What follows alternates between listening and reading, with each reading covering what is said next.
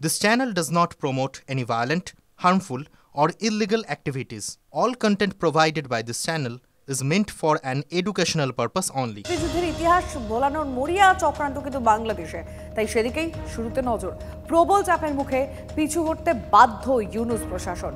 মুক্তিযুদ্ধের অনুষ্ঠান ম্লান ওপারে ভারতের অবদান বেমালুম অস্বীকার বেঈমান বাংলাদেশে। ভারতের প্রতিনিধি দল পাঠানো নিয়ে শেষ মুহূর্তেও টালবাহানা, আর শেষ মুহূর্তে প্রতিনিধি পাঠানোর সিদ্ধান্ত নেওয়া হয়। গঙ্গাপাড়ে শহীদ স্মরণ, পদ্মাপাড়ে শ্রদ্ধা জানানো হেলাফেলা। কট্টরপন্থীদের কাছে মাথা নোয়ানোয় শহীদ স্মরণ ম্লান। গৌরবের ইতিহাস ভুলিয়ে দেওয়ার চেষ্টা ইউনূস প্রশাসনের। হাজারো শহীদের বলিদান ভুলে গেল ওপার বাংলা।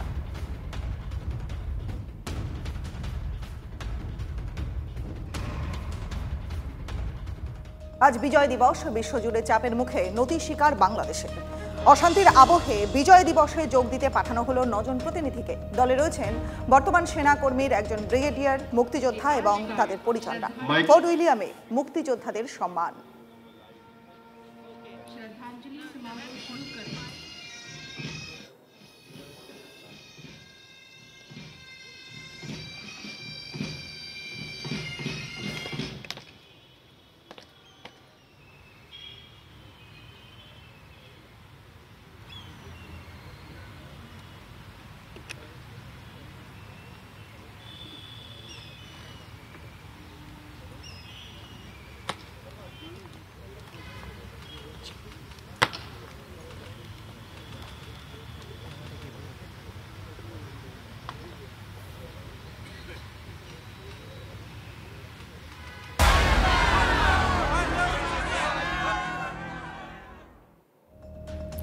মোহাম্মদ ইউনূসকে কি মনে করে ভারত? মুখের ওপর সেটাই জানিয়ে এসেছেন ভারতের বিদেশ সচিব।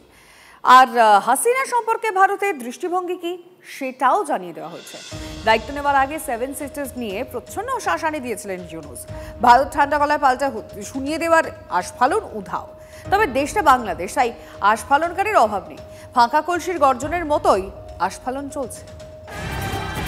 4 দিনের মধ্যে আমরা কলকাতা দখল করে নেব। ভারতকে খণ্ড খণ্ড করে ছেড়ে দেব। পিছনের দরজা দিয়ে দখল করলেই কেউ বাড়ির মালিক হয়ে যান না।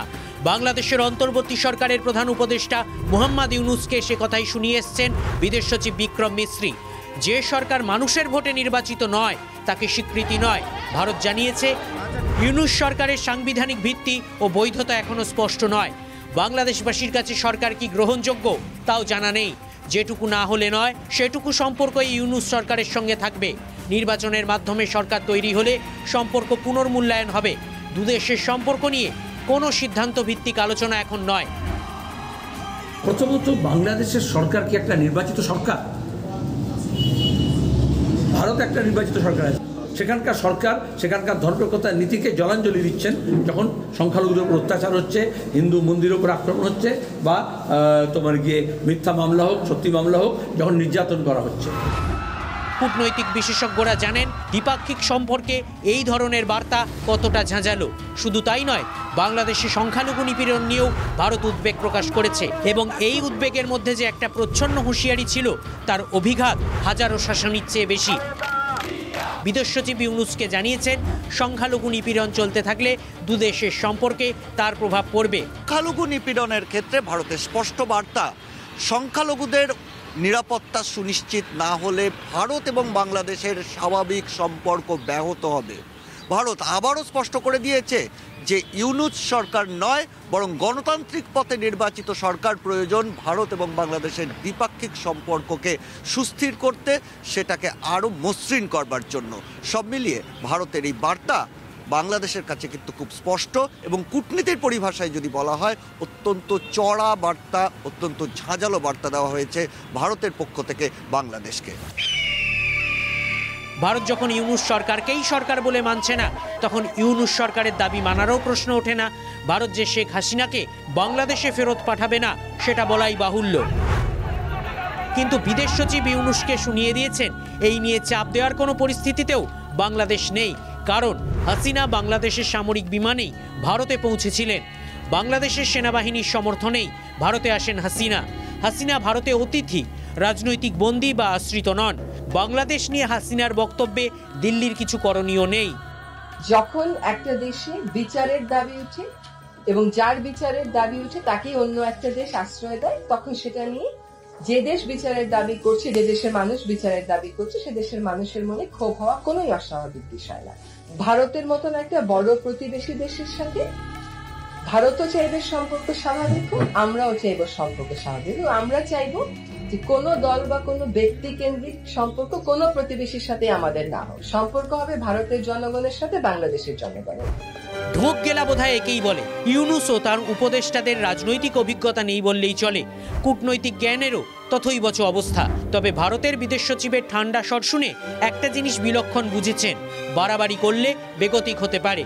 কিন্তু বাংলাদেশের মুখেনো মারিতং ছাত্র নেতারা তা বুঝবেন কেন? আমরা কোনো ক্ষমতা পিপাসু নয়, বিবেকবোধের জায়গায় যদি আমাদের মনে হয় যে কেউ আপনারা এই অভ্যুত্থানের স্পিরিটের সাথে বিশ্বাসঘাতকতা করছেন, even professor doctor Mohammad Yunus যদি হয়, আমরা তাকেও ছেড়ে কথা বলবো না। শুধু ইউনূস সরকার নয়, ভারতকেও শাসানি দিয়ে রেখেছেন সদ্য গোঁফোঠা এই তরুণ, যার শিক্ষাটাই এখনো সম্পূর্ণ হয়নি। ভারতকে একটি জিনিস বলে দিতে চাই, যদি এই বাংলাদেশের সাথে আপনাদের সম্পর্ক স্থাপন করতে চান, খুনি হাসিনাকে বাংলাদেশে ফিরিয়ে দিন। তা নিয়ে এই ছোকরা বলে কিনা যে তাদের শর্তটা দিনে ছোকরা হবে। আরে ভাই, বাবাকে কি কখনো তার ছেলের শর্ত দিয়ে সম্পর্ক রাখতে পারে? বাবার তার স্পর্ধা, বাবার তার মর্যাদা, বাবার তার ঐতিহ্য, বাবার তার ক্ষমতা, তার জেরেই তার সৃষ্ট সন্তানের সঙ্গে সম্পর্ক রাখে। বাংলাদেশের ভুলে যাওয়া চলবে না, ও দেশটা জন্ম দিয়েছে ভারত। সার্জিস আলমের বক্তব্য, পশ্চিমবাংলা ত্রিপুরার বাইরে ভারতের খুব বেশি মানুষ বুঝছেন না, আগ্রহ দেখাচ্ছেন না। দ্বিপাক্ষিক কূটনীতিতে তার অস্তিত্বই নেই, তাকে ভারত পাত্তা দেবে কেন? কিন্তু সার্জিস আলমের মতো ছেলে ছোকরা মার্গদর্শক হয়ে গেলে বাংলাদেশেরই সমূহ বিপদ, বলছেন পররাষ্ট্র বিশেষজ্ঞরা। সিজার মণ্ডলের রিপোর্ট, TV9 বাংলা।